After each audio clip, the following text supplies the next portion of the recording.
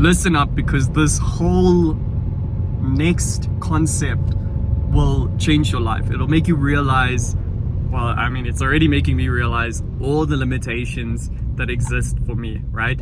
And this is what I'm going to do going forward. I'm using this method to find blind spots, find what's holding me back, and undo it, right? So, for example, and I'm going to use myself as an example and build it up from there. If I look a bit like sleep deprived and stuff, it's because this is low-key like not a walk of shame, it's a walk of pride, but still it's like Saturday morning in the rain, driving back home. Okay, so back to the topic. How you want to go from zero to hero. You want to go from self-doubt to mega confidence. And for the last year, I've felt myself exploding in that like realm of life. And what happens when you experience something like this is you realize that it didn't really take that much. You thought that it would take 8 things, but realistically it took 1 thing. And that 1 thing that you took to really make the change, if you do that, then you can really achieve anything. So back to it. The method that I am using to change my life right now, and that you can use to change yours, is sort of a matrix. Right now, not escape the matrix. If you're familiar with math, I'm a mathematician, so it's what makes sense to me. But think about it like this. There's a grid, right? There's a grid of all of your beliefs about yourself. Now, all of that together creates this persona, this psyche. Psyche is probably better to use, but this concept of who you are. Now, you may be a high school student, maybe I'm using big words, but what you need to understand is in this grid, there are your beliefs. And what is a belief? A belief is Jeffrey is good at math, Mohin is good at math, Sejal is intelligent, Tashil is tall. Whatever it is, whoever you are, Natasha is short. Whatever you believe about yourself, it exists in this grid. Now, there's sub-beliefs. So there's like these little concepts like that tie to physical reality. So like tall, short, smart, intelligent, or whatever. Then there's extended beliefs. So like the next stage is, if I'm smart, then I can earn more. If I am more ruthless, I can earn more. If I am taller, then I can get the girl. If I am taller, I can play in the NBA. If I am taller, I can be better at sports. If I was stronger, I will get the girl. If I'm stronger, more people will like me. If I am stronger, if I am taller, I can get the job. There's these subconscious beliefs that maybe you don't realize it, but in your conversation, when you become aware of it, you'll realize, oh, okay, realistically, there are 1 or 2 things that I haven't realized that I'm saying, and sort of making excuses for myself as to why I'm still in this position.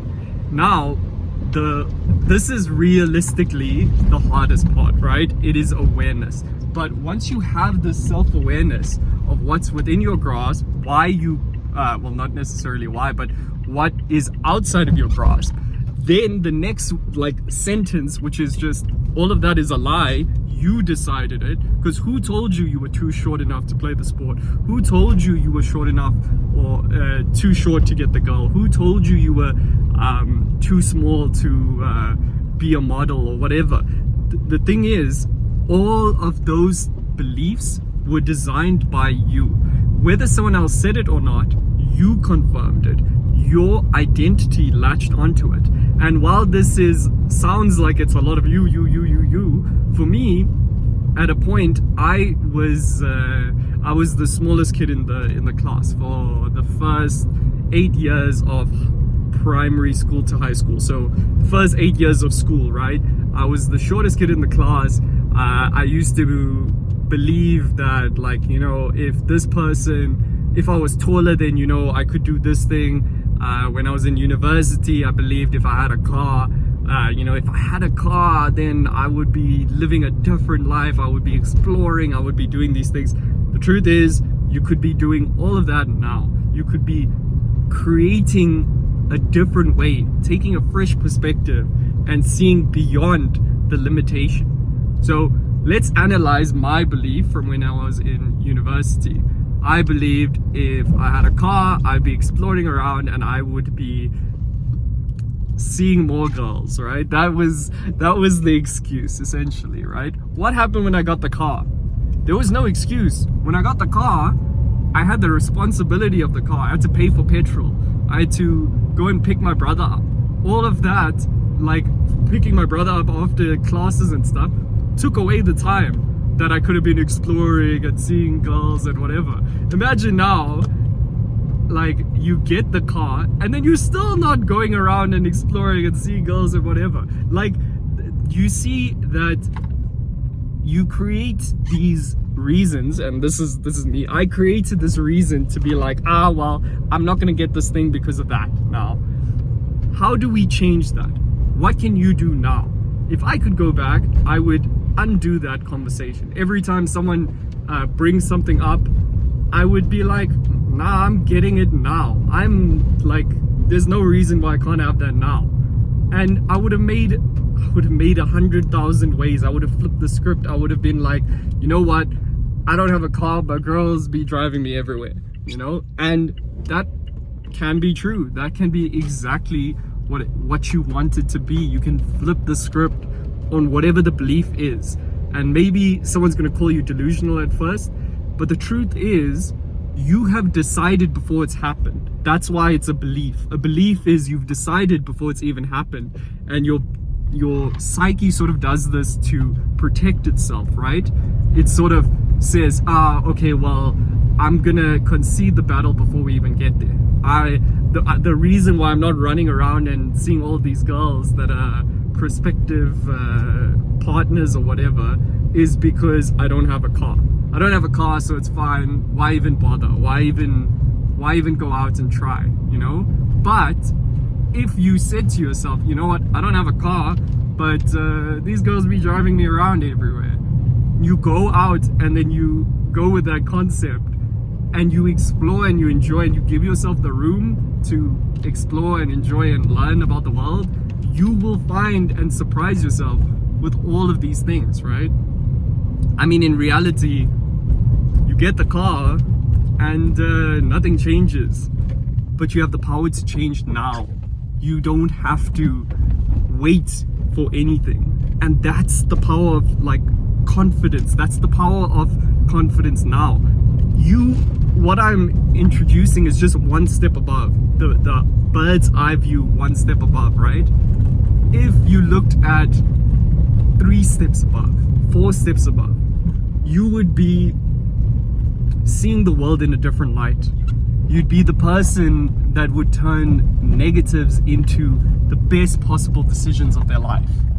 And why I am speaking about this is because from my realization is that everything just requires a step above. It requires, let's say if you want to rent an apartment or something, right? You want to be a landlord. The first time you want to do it, you're going to be like, oh no, if I can just get this, if I can get a real estate agent to help me, whatever. You're creating these like individual excuses to sort of shape how your experience will go. And you're making it harder for yourself. Now that I've done it the first time, it's like, oh, you just need a lease, you need a tenant, you need to like back check them. You need to, check, like debit check, no, what's the word? Credit check them to ensure that they have good credit, whatever. And even that is just to find a good inclination of, are they going to be able to pay? That's the whole thing. I did that for the first time and then I realized, oh my gosh, this is like so silly. Why didn't I do this earlier? If there was an opportunity, I could have been doing this for 3 years now, but I waited 3 years to make that jump.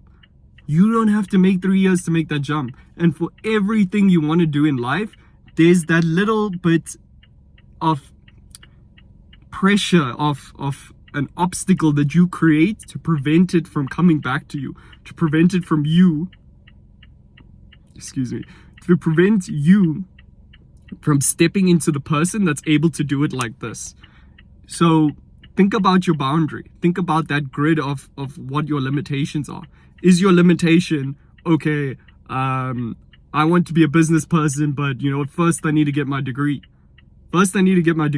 No, you step up, be the person who has the business, view your perspective, and then you'll say to yourself, nah. The degree is not going to help you. It maybe will free up a little bit of time, but that's a luxury that you don't even need. Just do it now. Just do these 3 things. What is the minimal that I need to do? And just do those things. You will probably realize that you're like closer to owning a business in that time, that you're putting off the idea of a business because you're doing like some kind of consulting, tutoring, whatever.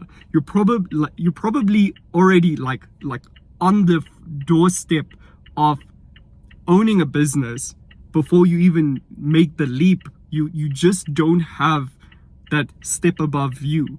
And the number one method to do that is to visualize yourself as the person who has the thing and consult with that. That's the most powerful thing you have in your mind, is that you can pretend to be something above it. You don't necessarily need to have all of the answers. The whole purpose of this is not you liaising with the future self and he's going to give you all the answers. He's just going to make it seem easier for you. He's the person who's done it before. She's the person who's done it before.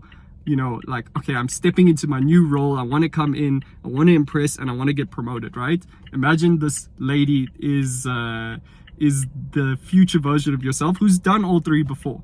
Consult with her. Say, okay, what do I need to do to get in, make good impressions, and get promoted? She's gonna tell you straight up, oh, that's easy. All you need to do is X, Y, and Z.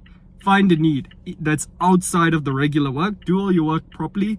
Create extra time. Help people. Build those relationships. Leverage those relationships. And then step into a promotion. You'll probably get promoted before there's even a job like physically there. And if not, you'll be building the person who is going to be easily promoted in the future. So that's what I'm saying. That's the power of this. You can pretend to chat to someone in the future who's already done it before, who views it as easy, because everything in your life, if you had to imagine going back to pre-primary school and doing like grade 1 maths, you could do it in your sleep because you're 5 years ahead of that now. It's easy for you now. So that's the method. Understand that everything in life is like literally 2 steps away. If you had everything taken away from you and you had to go back to grade 1, you would get 100% for everything because you're so far ahead. You've ascended beyond, and you have this ability to imagine someone has ascended beyond the current task that you need to do, and you could view it from their perspective of how easy it is once it's already done. And what happens then is you're undoing the power that you're giving to the task. For some people, running a marathon for the first time is hard. For some people, running a 5K is hard. But the person who has done it a few times looks back and is like, oh, no, that's perfectly achievable. And that's the power. That's the whole beauty of our minds, is we are both our like strongest ally and our worst enemy, because we use this power to make things either more intense than they are or lighter than they actually are. And that's the video today. I know it's a bit of a long one. I hope that, you know, for you guys returning back here, I hope that it helps. If you have anything specific, don't feel shy. In the comments, I will make a video for you.